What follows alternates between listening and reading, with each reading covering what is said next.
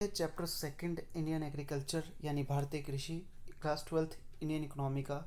तो इस चैप्टर में हम पढ़ेंगे कि इंडियन एग्रीकल्चर यानी भारतीय कृषि की क्या विशेषताएं हैं, फीचर्स हैं, प्रॉब्लम्स हैं, पॉलिसीज़ हैं, यानी क्या उसके विशेषता चल रही है, क्या उसमें समस्याएं हैं और क्या उसके लिए नीतियां बनाई हैं सरकार ने। तो इस चैप्टर में सबसे पहला पॉइंट है कि हम एक्चुअल में ये पढ़ क्यों रहे हैं, इंडियन एग्रीकल्चर हम पढ़ क्यों रहे हैं। तो हमें पता है कि इंडियन एग्रीकल्चर जो हमारे देश में 50% लोग आज भी एग्रीकल्चर से जुड़े हुए हैं हमारे देश के। और लगभग हमारे देश में 70% लोग आज भी रूरल एरिया यानी गांव के इलाकों में रहते हैं, ग्रामीण क्षेत्रों में रहते हैं। तो जिस देश का लगभग 70% यानी आधे से ज़्यादा लोग रूरल एरिया में रह रहे हों और आधे से ज़्यादा लोग आज भी इंडियन एग्रीकल्चर पे मतलब एग्रीकल्चर पे डिपेंडेंट हो, तो उस देश में आप समझ सकते हो कि एग्रीकल्चर का कितना इंपॉर्टेंस है। तो क्या ऐसे क्षेत्र पर यानी ऐसे सेक्टर पे हमें काम करने की ज़रूरत नहीं है अगर हम चाहते हैं कि इंडिया डेवलप हो, डेवलप कंट्रीज़ में आए, तो करना पड़ेगा। तो सबसे पहले हमें समझते हैं कि इंडियन एग्रीकल्चर की इम्पोर्टेंस क्या है या फिर कृषि का क्या महत्व है हमारी इंडियन इकोनॉमी में। तो सबसे इसमें पहला पॉइंट है इम्पोर्टेंस में कि कंट्रीब्यूशन टू जीडीपी। हम जानते हैं कि एग्रीकल्चर जो है वो कुछ ना कुछ जीडीपी में यानी देश की जो टोटल इनकम है उसमें कुछ ना कुछ कंट्रीब्यूट करता है। तो वो है, हालांकि वो कम है, आज़ादी के टाइम पर वो ज़्यादा था। आज की डेट में जो 50 से ज़्यादा जो जीडीपी में कंट्रीब्यूशन है वो सर्विस सेक्टर का है, उसके बाद है इंडस्ट्री सेक्टर का और उसके बाद है एग्रीकल्चर सेक्टर का। लेकिन एग्रीकल्चर सेक्टर का भी कुछ ना कुछ कंट्रीब्यूशन है जीडीपी में, तो इसलिए हम कह सकते हैं कि ये इसके लिए इम्पोर्टेंट है। दूसरा, सप्लाई ऑफ वेज गुड्स। हम जानते हैं कि जो हमें फूड ग्रेन्स मिलते हैं वो किससे मिलते हैं, एग्रीकल्चर से। मान लो एग्रीकल्चर होता ही नहीं तो हमें खाने के लिए, हमें कुछ मतलब जो है खाने के लिए या फिर कॉटन बनाने के लिए ये सब कुछ नहीं मिल पाता। तो एक तरह से सप्लाई ऑफ वेज गुड्स भी हमें मिलता है एग्रीकल्चर की वजह से। तीसरा पॉइंट है एम्प्लॉयमेंट। हम जानते हैं कि हमारे देश में जो 50% लोग हैं वो आज भी एग्रीकल्चर से जुड़े हुए हैं। तो एक तरह से वो रोज़गार का साधन भी बन रहा है, हमारे देश की पॉपुलेशन को वो रोज़गार प्रोवाइड कर रहा है, चाहे वो मेल हो चाहे फीमेल। आपने देखा होगा खेतों में दूर दराज में या असम साइड में टी से रिलेटेड फीमेल लोग, उसमें फीमेल ज़्यादा लगी हुई हैं। और मेल बनानी है शुगर मिल वालों को तो उन्हें गन्ना चाहिए, गन्ना कहाँ से आएगा, खेत से आएगा। मान लो कॉटन कपड़े वगैरह बनाने हैं तो मिल जो है, मिल मालिकों को जो कॉटन चाहिए वो कहाँ से आएगी, वो एग्रीकल्चर से आएगी। या फिर कोई भी फूड प्रोडक्ट बनाना है एग्रीकल्चर को तो कहाँ से आएगा, वो रॉ मटेरियल वहाँ से आएगा, इंडियन जो है एग्रीकल्चर से आएगा। तो हम समझ सकते हैं कि रॉ मटेरियल भी प्रोवाइड एग्रीकल्चर ही करता है इंडस्ट्री को। ठीक है। तीसरा पॉइंट है, पांचवा पॉइंट है हमारा डिमांड फॉर इंडस्ट्रियल प्रोडक्ट्स।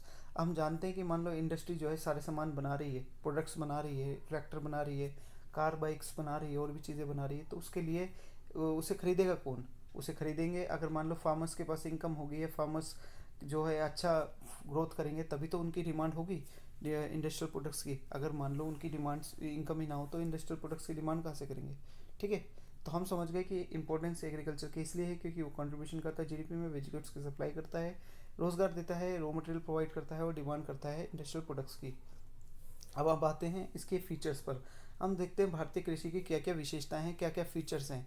तो हम जानते हैं भारतीय कृषि जो है ना वो काफ़ी लो प्रोडक्टिविटी है हमारे देश में एग्रीकल्चर में। कैसे, हम देखते हैं कि जापान की इकोनॉमी या फिर अमेरिका या फिर नीदरलैंड यूरोपियन कंट्री में हम देखेंगे या चाइना में, वहाँ प्रोडक्टिविटी बहुत ज़्यादा है। एक खेत पर या पर हेक्टेयर पर भूमि पर ज़्यादा प्रोडक्शन होता है, ज़्यादा प्रोडक्टिविटी आती है। जबकि हमारे देश में बहुत ज़्यादा प्रोडक्शन नहीं होता। यहाँ तक कि आप यूट्यूब पे कोई वीडियो भी देखोगे ना नीदरलैंड की, तो वहाँ आलू की प्रोडक्शन देखोगे आप, 1 हेक्टेयर ऑफ लैंड पर ज़्यादा आलू उगाए जाते हैं। अब वो इतनी अच्छी साइंटिफिक खेती करते हैं, पढ़े लिखे लोग हैं, लिटरेसी उनकी ज़्यादा है, उनको समझ ज़्यादा है, तो वहाँ पर वो प्रोडक्टिविटी अच्छी कर लेते हैं।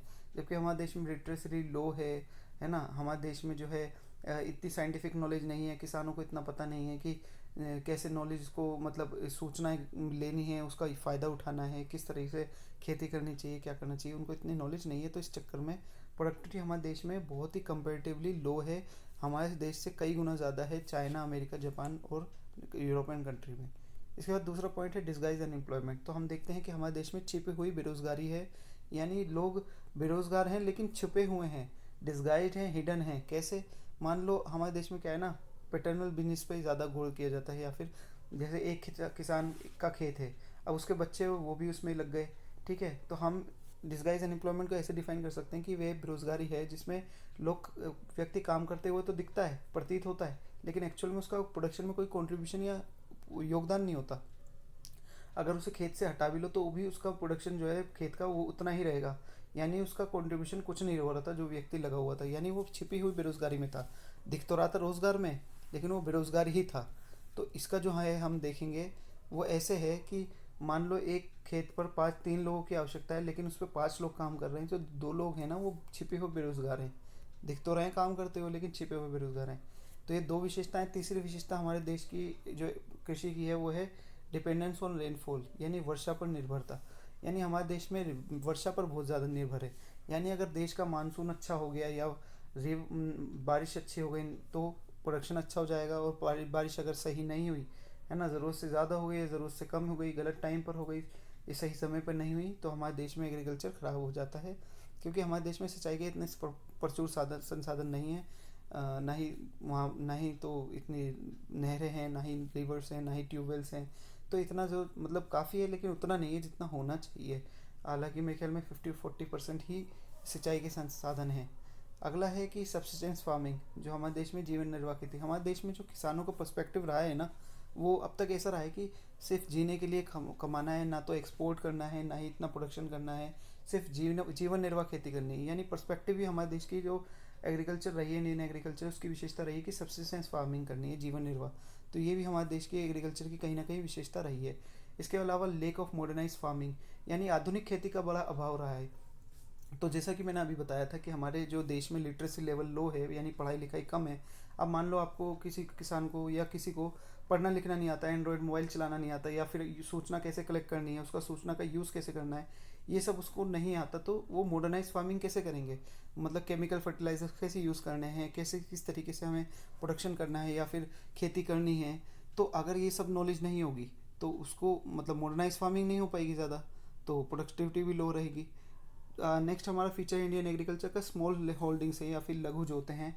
जबकि आप देखोगे कि जितने भी ये ऑस्ट्रेलिया हैं, नीदरलैंड है, न्यूजीलैंड है, यहाँ पर जो खेत होते हैं वो बड़े बड़े होते हैं, और बड़े खेत पर काम करना आसान होता है, प्रोडक्शन ज़्यादा होता है, टाइम कम लगता है। जबकि छोटे छोटे खेतों पर ना आप अच्छे से जो है ना तो मकेनाइज फार्मिंग कर सकते हो, यानी मकेनाइज फार्मिंग का मतलब होता है कि यंत्रीकृत खेती जो नहीं कर सकते, आप उस पर बड़े बड़े टूल्स यूज़ नहीं कर सकते, आप ट्रैक्टर भी प्रॉपरली नहीं चला सकते अगर आपका छोटा सा खेत है, तो आपको बहुत ही ना दिक्कत आएगी। तो क्या होता है कि चाइना में क्या हुआ था कि कोऑपरेटिव फार्मिंग चालू कर दी थी। मान लो कई लोगों के खेत हैं, 3-4 लोगों के खेत हैं या 10 लोगों के, वो एक साथ मिलाकर एक बड़े खेत पर काम करते थे, तो उसे बोलते थे कोऑपरेटिव फार्मिंग। यानी एक ने मान लो एक वहाँ पर वो करेगा, ट्रैक्टर चलाएगा, एक बंदा जो है मंडी में सामान बेचेगा, एक बंदा रॉ मटेरियल लेकर आएगा।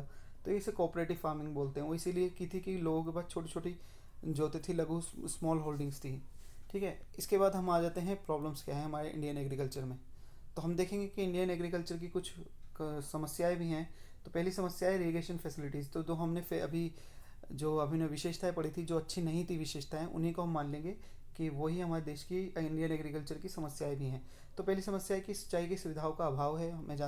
जैसे हम जानते हैं कि हमारे देश में जो है प्रॉपर जो है सिंचाई के संसाधन नहीं हैं। कोशिश की जा रही है, लेकिन अभी तक प्रचुर मात्रा में नहीं हो पा रही है। तो इरिगेशन फैसिलिटीज़ भी काफ़ी कम हैं। तो दूसरा है लेक ऑफ फाइनेंस है, यानी वित्त का अभाव है। तो जो बड़े फार्मर्स होते हैं वो तो जैसे तैसे कर लेते हैं, लेकिन जो छोटे किसान हैं, ना तो उनके पास बीज खरीदने के लिए पैसे होते हैं, ना ही ट्रैक्टर खरीदने के लिए। वो खुद ही अपना हल लेकर खुद ही जोतते हैं, खुद ही पूरे दिन काम करते हैं। तो फाइनेंस की काम, और ना ही उनके पास इतनी नॉलेज होती कि वो बैंक जाके फॉर्म भर सकें।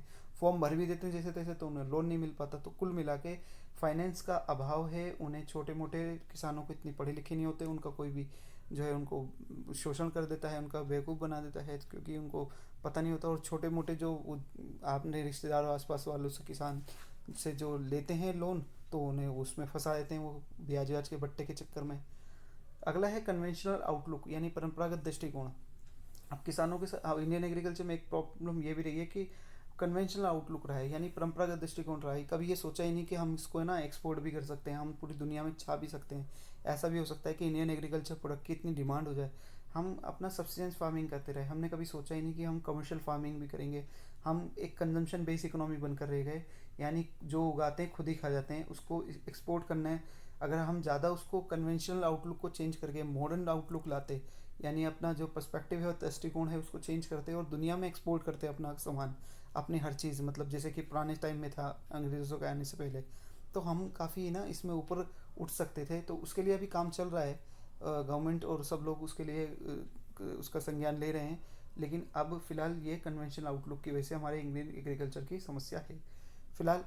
नेक्स्ट पॉइंट है हमारा स्मॉल लघु जोते। तो जैसे हमने विशेषता में पढ़ा था कि छोटी छोटी जोते हैं, और वही हमारे देश की समस्या है इंडियन एग्रीकल्चर की कि छोटे छोटे खेत हैं, बड़े होने चाहिए, छोटे छोटे खेत हैं, और जब बंटवारा होता है भाइयों में बच्चों में तो वो और छोटे छोटे खेत हो जाते हैं। तो ये एक बड़ी समस्या है। अगला है लैंड लॉर्ड टेनेंट रिलेशन। तो देखो क्या है हमारे देश में ना, जो भूस्वामी है, मालिक है, लैंडलॉर्ड है, और जो किसान है जो खेती करेगा, उनके बीच ना एक संबंध सही नहीं है। क्योंकि लैंडलॉर्ड तो बोल देता है किसान से, भाई मैं तुझसे ना 4,000 रुपये लूँगा इसको खेती के, मान लो इसको एक खेती के मैं तुझसे 4,000 रुपये लूँगा। किसान कहता है ठीक है। किसान उस पर क्या करता है, 8,000 रुपये का प्रोडक्शन करता है, 4 इसे दे देता है, 4 इसके बाद बेच देते हैं। अब दोनों में से कोई भी ना तो भूमि के ऊपर, लैंड के ऊपर कोई खर्चा इन्वेस्टमेंट करने की कोशिश नहीं करता, ताकि भूमि की जो है ना फर्टिलिटी या उपजाऊ क्षमता बढ़े, या लैंड को जो है अच्छे से, लैंड की लॉन्ग टर्म की जो स्वास्थ्य बढ़े। क्योंकि अगर लैंड की, भूमि का हेल्थ अच्छी होगी तभी तो प्रोडक्शन फ्यूचर में अच्छा होगा। अब उस चक्कर में क्या होता है, एक आध साल तो चल जाता है, लेकिन उसके बाद जब भूमि का प्रोडक्शन डाउन होता रहता है, डाउन होता है, भूमि बंजर होने की कगार पर पहुंच जाती है।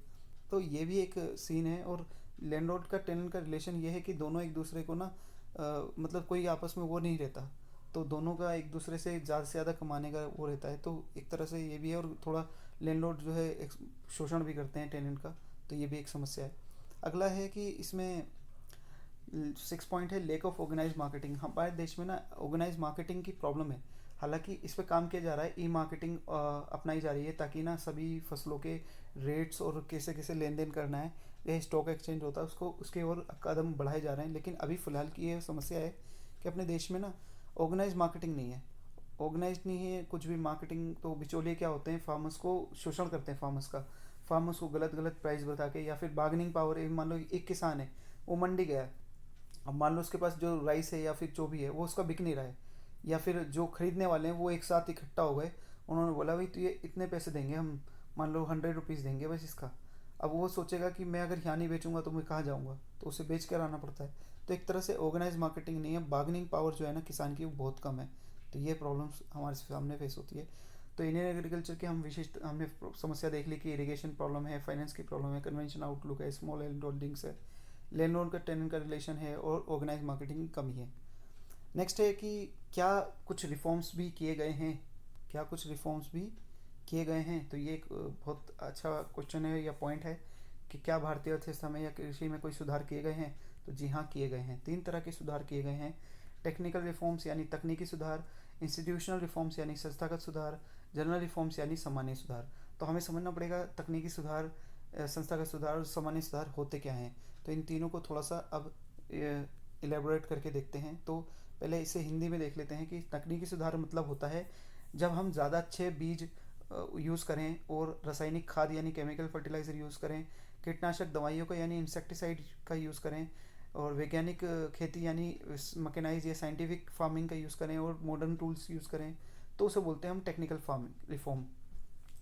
इसके अलावा संस्थागत सुधार यानी इंस्टीट्यूशनल रिफॉर्म थे भूमि सुधार, जब हम भू सुधार करें यानी लैंड रिफॉर्म्स करें, यानी जब हम मीडिएटर्स को हटा दें, मीडिएटर्स को हटाना, रेंट का एक रेगुलराइजेशन करना कि इससे ज़्यादा रेंट नहीं लिया जा सकता, कंसोलिडेशन करना यानी बहुत सारे अगर खेत हैं किसी एक किसान के अलग अलग जगह, उनको मिला के एक खेत दे देना, कंसोलिडेशन जो कि चकबंदी के नाम से भी जानी जाती है।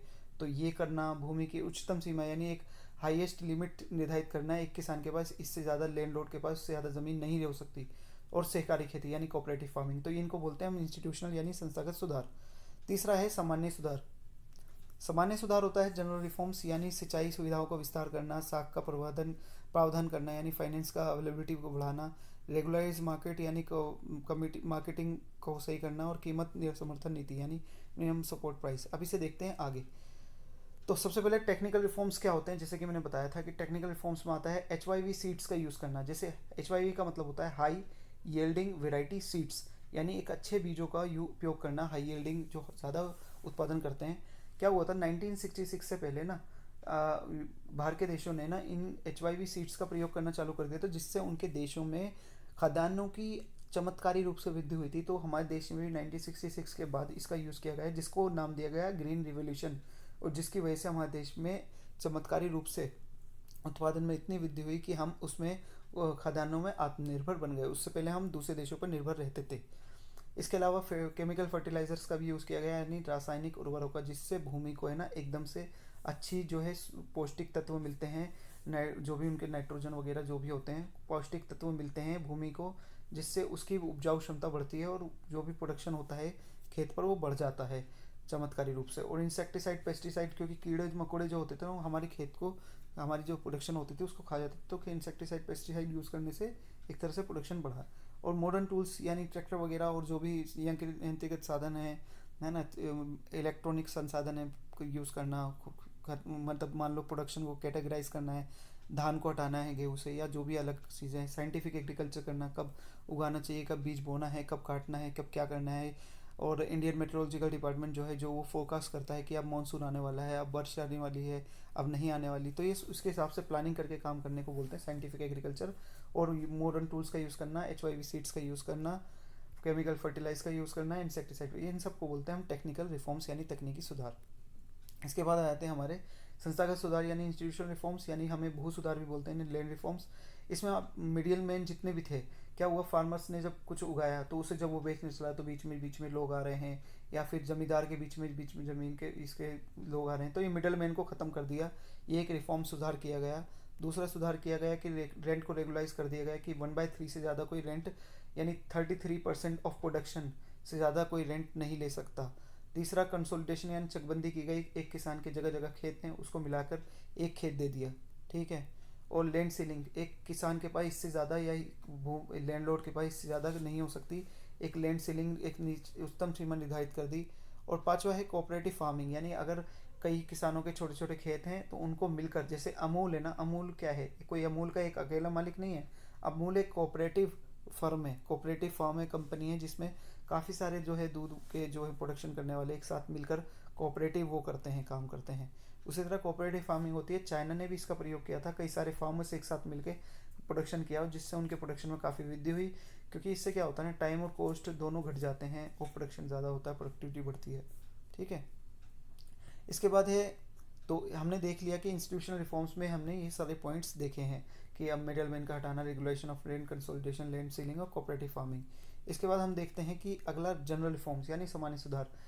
इरिगेशन फैसिलिटीज़ को बढ़ाया गया, इसमें कोशिश की गई कि संसाधन, सिंचाई के संसाधनों को बढ़ाया जाए, ट्यूबवेल्स दी जाए, बिजली की प्रवाह दी जाए, बिजली इलेक्ट्रिसिटी प्रोवाइड की जाए, नहरें तालाब वगैरह बनाए जाएँ, ग्राउंड वाटर को या फिर तालाबों को भरा जाए किसी भी तरह।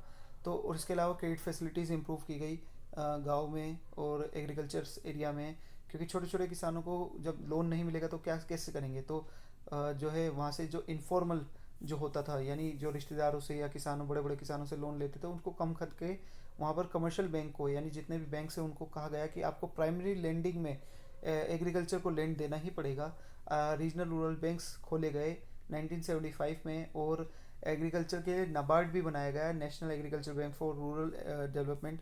और इस तरह से कुछ ऑर्गेनाइजेशन बनाई गई ताकि क्रेडिट फैसिलिटीज़ को बढ़ाया जा सके एग्रीकल्चर में। हालांकि अभी इतने लेवल पर ये नहीं बढ़ा है, लेकिन हाँ काम हुआ है थोड़ा, और हो रहा है। रेगुलेटेड मार्केट बनाई गई, यानी मार्केट्स में जहाँ किसान लाके अपना सामान बेच सके। ऐसा ना हो कि किसान अपना प्रोडक्शन लेकर आए और उसको सही दाम भी ना मिले, और या फिर उसकी बार्गेनिंग पावर इतनी वीक हो कि वो जब मार्केट में आए तो उसको कोई भी उसके जो खदान है उसके सही दाम ना दे। तो उसको कोऑपरेटिव मार्केटिंग कमेटी में का मेंबर बनाया गया। कोऑपरेटिव मार्केटिंग कमेटी क्या होती है, बार्गेनिंग पावर बढ़ जाती है उससे। मान लो 10 किसान एक साथ खड़े हो जाएं कि हम अपना प्रोडक्शन एक साथ बेचेंगे, अब इनकी बार्गेनिंग पावर बढ़ जाएगी, वो 10 रुपये की जगह 12 भी मांग सकते हैं। मान लो एक किसान है और खरीदने वाले ये सब एक साथ बंद कर लें, एकता कर लें, तो इस एक किसान को तो दबा सकते हैं, है ना, लेकिन पूरे कोऑपरेटिव फार्म को थोड़ी वो कर देंगे। इसके अलावा है, नेक्स्ट है मिनिमम सपोर्ट प्राइस। देखो होता क्या था, पहले क्या होता था, एग्रीकल्चर का सीन ऐसा है कि मान लो अगर प्रोडक्शन ज़्यादा हो जाए तो भी दिक्कत, कम हो जाए तो भी दिक्कत। ज़्यादा हो जाए तो ऐसा होगा कि भाव इतने गिर जाएंगे मार्केट में कि किसान को ना कई बार जो खेत से मंडी तक ले आने का भी लागत नहीं मिल पाती। मान लो 4 रुपये लग रही है और खेत उसका दाम पड़ गया 2 रुपये, तो क्या करेगा। तो गवर्नमेंट ने अनाउंस करा मिनिमम सपोर्ट प्राइस, यानी न्यूनतम समर्थन कीमत। यानी गवर्नमेंट ने कहा कि अगर तुम जो प्रोडक्शन कर रहे हो वो करते रहना, उसमें पीछे मत हटना। अगर तुम्हारा कहीं ना बिके तो हमें 5 रुपये के हिसाब से, मान लो गवर्नमेंट ने कह दिया 5 रुपये के हिसाब से हमें दे जाना, ठीक है, इससे ज़्यादा बिके तो बेच लेना वरना हमें दे देना। तो मिनिमम सपोर्ट प्राइस वो प्राइस होता है जिस कीमत पर गवर्नमेंट सरकार किसानों का सामान या खाद्यान्न जो भी होता है उसे खरीदने के लिए प्रिपेयर होती है या फिर उसको अनाउंस कर देती है बीज बोने से या उगाई करने से पहले ही। ठीक है, तो irrigation facility, credit facilities, regulated market और मिनिमम सपोर्ट प्राइस, ये है जनरल रिफॉर्म्स। अब ये जो तीनों हमने रिफॉर्म्स देखे, टेक्निकल रिफॉर्म्स है ना, टेक्निकल रिफॉर्म्स देखे हमने, इंस्टीट्यूशनल रिफॉर्म्स और देखे जनरल रिफॉर्म्स, इन तीनों को मिला के बनता है हमारा, या फिर टेक्निकल रिफॉर्म्स को बनता है हमारा मिला के हरित क्रांति यानी ग्रीन रेवोल्यूशन।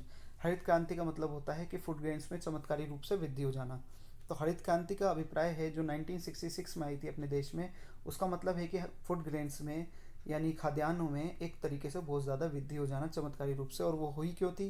क्योंकि हमारे देश में पहली बार HYV सीड्स का यूज़ किया गया था और हमारे देश में केमिकल फर्टिलाइजर्स का यानी खाद रासायनिक उर्वरक का प्रयोग किया गया था, ना कि एनिमल का जो वेस्ट होता है ना, उपले वगैरह या फिर पशु का जो मल होता है उसके द्वारा जो फर्टिलाइज बनाया जाता है उसके नहीं, केमिकल फर्टिलाइजर्स का यूज़ किया गया और इंसेक्टिसाइड पेस्टिसाइड का यूज़ किया गया और मकनाइज फार्मिंग की गई जिसके द्वारा प्रोडक्शन में ज़्यादा वृद्धि हुई, ड्रामेटिक प्रोडक्शन में इंक्रीज़ हुआ प्रोडक्टिविटी में, और जो खेती का जो क्षेत्रफल है उसमें भी वृद्धि हुई।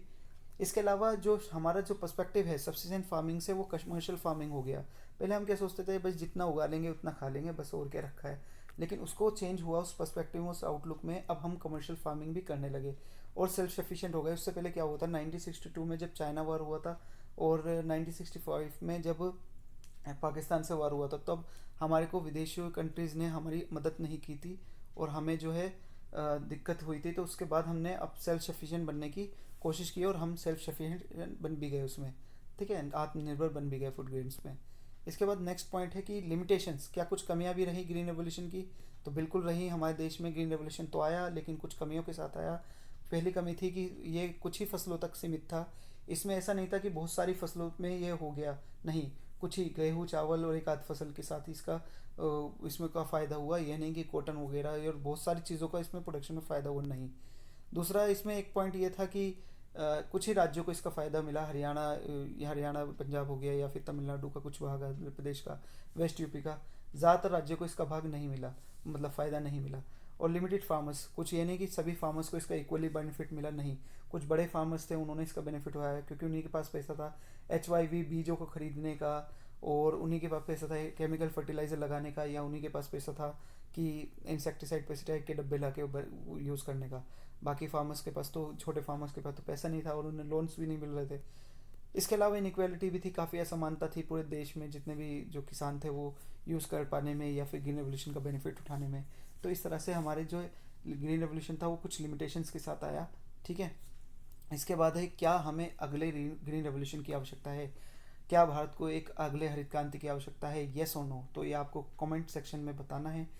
और इसके अलावा मैं भी बता देता हूँ कि ग्रीन रेवोल्यूशन की हमें आवश्यकता यस है, क्योंकि हमारा जो आउटलुक है ना, पर्सपेक्टिव है, अभी हम क्या है ना, कंजम्पशन बेस्ड कंट्री हैं, जो उगाते हैं खुद ही खा जाते हैं, है ना। हम एक्सपोर्ट पे नहीं ध्यान दे रहे, जैसे चाइनीज़ कंट्री है। तो हमें क्या करना पड़ेगा, न्यूजीलैंड की तरह या फिर ये जितनी भी कंट्रीज़ हैं जो इंडिया को एक मार्केट की तरह यूज़ करना चाह रही हैं, हमें भी उनकी मार्केट में अपने प्रोडक्शन को या अपने जो है प्रोडक्ट्स को घुसाना है, एग्रीकल्चर प्रोडक्ट्स को। और वो कब हो पाएगा, जब हम अगला ग्रीन रेवोल्यूशन देखेंगे।